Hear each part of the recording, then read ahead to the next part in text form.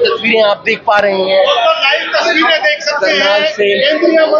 केंद्रीय मंत्री मनोहर लाल प्रबुद्ध लोगों से मुलाकात करते हुए नजर आ रहे हैं।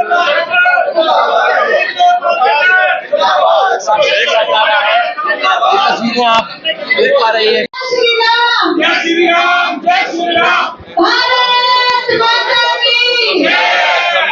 स्थल पर पहुंच चुके हैं, साथ में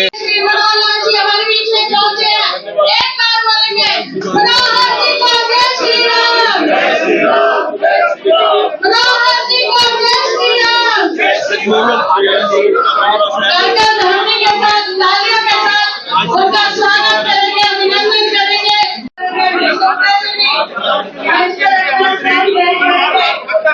पहुंचे हैं और प्रबुद्ध नागरिक सम्मेलन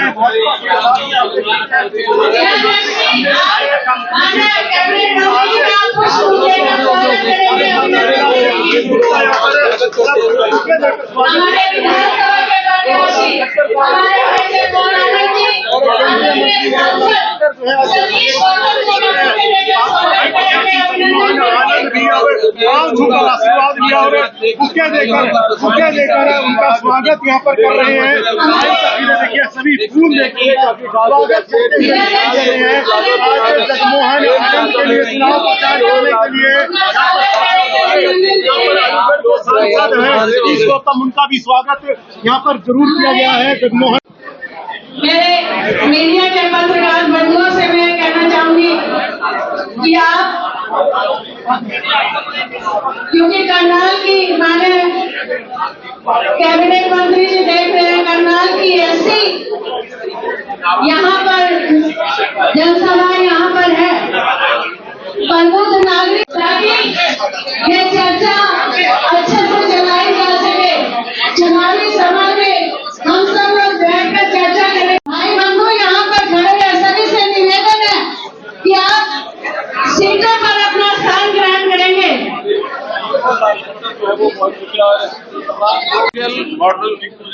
इंडस्ट्रियल मॉडल टाउनशिप ये IMT होती है। उस IMT में कितना बड़ा स्कोप क्या है उसका अध्ययन करने के बाद वो 50 एकड़ से लेके 1000 एकड़ तक कहीं भी बनाई जा सकती है।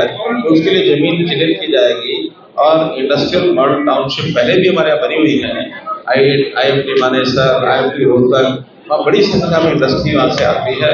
उनकी स्पेशल प्रपोजल बना करके उसकी सुविधाएं दी जाती है ताकि जो इन्वेस्टर है उसके लिए भी सुविधाजनक हो।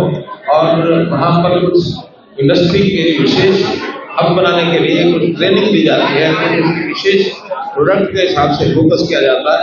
वैसे IMT और खासकर जैसे फार्मा, मैंने पार्क कहा है, फार्मा पार्क अब इसमें उसी IMT में रखेंगे, इसके आसपास रखेंगे।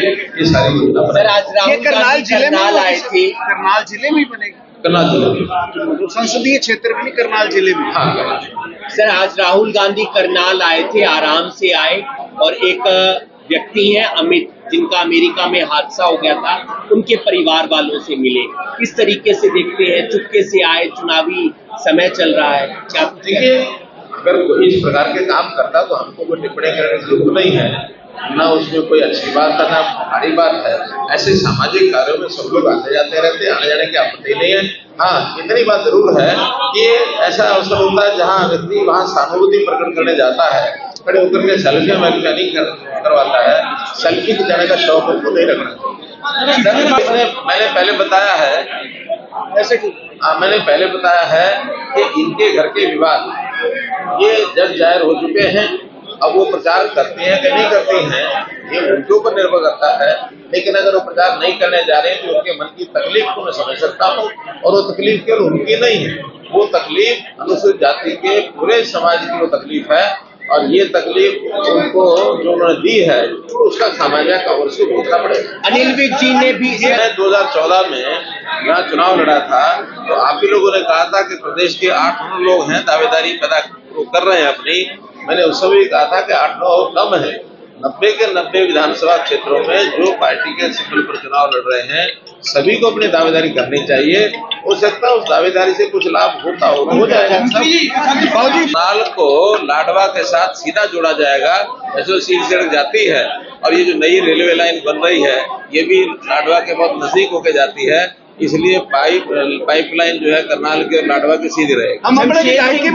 शमशेर सिंह गोगी और नीरज शर्मा का बयान मैंने अपने भाषण में भी कहा है कि जिस प्रकार से वो इस हमारी इतनी बड़ी योजना को उसकी खिल्ली उड़ा रहे हैं, नौजवान उनकी खिल्ली उड़ाई देंगे कि जो ये कहते हैं कि हम तो अपने घर पहले भरेंगे, हम जो है नौकरियों के 50 वोट के बदले एक नौकरी देंगे। तो आखिर यही तो हमने उनका विरोध इस बात से किया और लाखों लोगों को हमने घर बैठे नौकरी दिलाई। तो ये बात हमारे युवा के मन पर असर करती है। तो जब से उन्होंने कहा है युवाओं में एक इस प्रकार की खलबली बच गई है कि हमारे लिए कुछ नहीं करेंगे, ये ले दे करके अपने अपने घर सब कुछ करेंगे। यही अंतर भाजपा का और कांग्रेस का है। कांग्रेस ने प्रत्यक्ष बता दिया, हम भी प्रत्यक्ष बता रहे हैं, लोग तुलना करेंगे। सर लगभग 10 साल तक चुनाव अभी तो सारी प्रबंध व्यवस्थाएं तैयार हुई हैं। 16 तारीख तक हमारी प्रोसेस था कि नामांकन, उसके बाद स्क्रूटनी, उसके बाद विड्रॉल। 16 के बाद अभी अभियान शुरू हुआ है।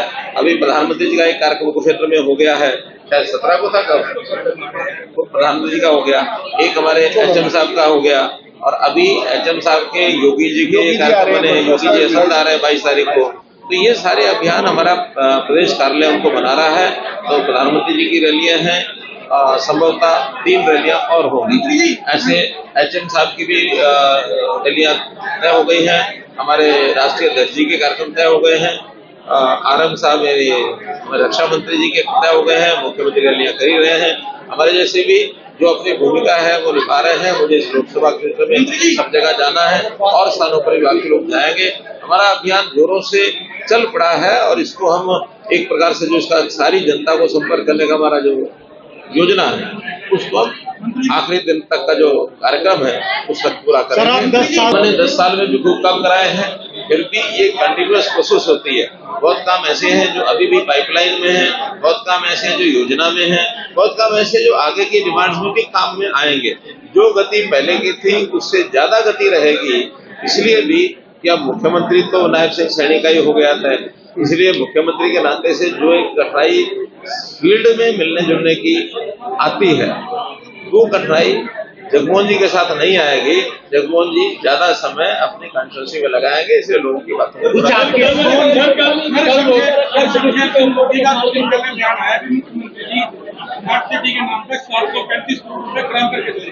देखिए, उनको आरोप लगाने का पूरा अधिकार है, लेकिन अब ये करनाल की जनता बताएगी कि हमने क्या किया क्या नहीं किया और स्मार्ट सिटी के नाम से क्या क्या हमने बनाया है। अभी तो बहुत काम ऐसे बाकी पड़े हैं, वो सारे भी आचार संहिता के बाद उनको चालू करा के पूरा कराएंगे। ये 735 करोड़ नहीं है, ये 1000 करोड़ रुपया है। 500 करोड़ रुपया हरियाणा सरकार का, 500 करोड़ रुपया केंद्र सरकार का।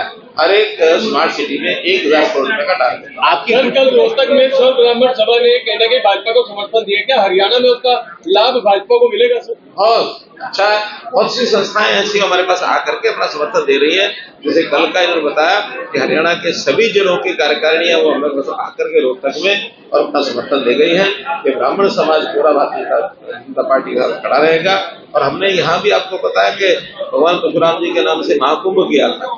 उस महाकुंभ में उन्होंने प्रदेश भर की जितनी हमारे डिमांड की थी, शायद 13 डिमांड थी, उसमें से 9 डिमांड तो पूरी हो गई हैं। 4 ऐसी हैं जो पाइपलाइन में आचार संहिता के समाप्त होते ही और वो चारों योजनाएं आपके कुछ पुराने साथी पूर्व पार्षद चले गए हैं स्मिता सिंह के साथ, किन्नी विर्क, युगवीर सैनी। लोकतंत्र में हम किसी के ऊपर दबाव नहीं डालते हैं। अगर उनको कोई बात हमारी अच्छी नहीं लगी, उनकी अच्छी लगी है तो तुलना करेंगे अपने आप, लेकिन हमारी कोशिश रहेगी कि उन सबसे बात करके और उनको वापस हम अपने साथ जोड़ें। हरियाणा में भाजपा इधर कितनी सीटें लेकर पहुंच रही है? पूर्ण बहुमत से भारतीय जनता पार्टी तीसरी बार हरियाणा में सरकार बनाने जा रही है। और ये आंकलन सब अपना अपना करते हैं। आप मीडिया के मित्रों ने तो आंकलन किया हो, जरा मुझे बता दो, मुझे लाभ हो जाएगा। और आपने 2 नाम लिए स्पीच में, कुमारी शैलजा और सुरजेवाला का, क्या वो भी भाजपा में शामिल हो रहे हैं? देखिए, ये कब क्या होता है, ये संभावनाओं का संसार है, तो संभावनाएं कभी भी टाली नहीं जा सकती हैं, इसलिए समय आने पर सब कुछ पता लगेगा। सर, कई बड़े कद्दावर नेता जो नाराज थे उनकी वापसी होगी है, कोई ऐसे भी हैं जो अभी भी नाराज चल रहे हैं, तो क्या उनको मनाने के लिए दोबारा कोई प्रयास किया जाएगा? देखिए, ये एक लोकतांत्रिक प्रक्रिया होती है। 20-22 दिन का चुनाव का एक कार्यक्रम चलता है, और इस 20-22 दिन के अंदर बहुत लोग ऐसे हैं जो समझ जाते हैं, साथ आके लगते हैं, कुछ जो प्रत्याशी घोषित हो गए उनके साथ चलते हैं। आज भी मेरी 2 प्रत्याशी जो कहीं गए नहीं लेकिन नाराज होकर बैठे थे, आज ही मैंने पता किया तो वो पिछले कल वो अपने प्रत्याशियों के साथ चल पड़े। आपको ज्यादा करनी पड़ेगी, जिस तरह से एकदम से मतलब आपने भाजपा छोड़ के लोग भाग रहे हैं। कोई नहीं भाग रहा है, पार्षद तो मैक्सिमम नहीं, चले जिन लोगों के मनों में कुछ देखने थी उनका हमको पहले से भी पता था। मेरा कहने का है कि आपको मेहनत करनी पड़ेगी। अभी भी आज जो है मेरी मीटिंग है पार्षदों की, 14 पार्षद उसमें आ रहे हैं, और जो 4-5 भी है उनमें से मेरी बातचीत चल रही है, बहुत जल्दी ठीक। इस बार उन्होंने कहा कॉपी भी की है और जनता को धोखा भी दिया है, तो अगर कॉपी की धोखा दिया तो इसका मतलब धोखा तो उन्होंने भी दिया हुआ है। सर, सरदार बख्शी सिंह ने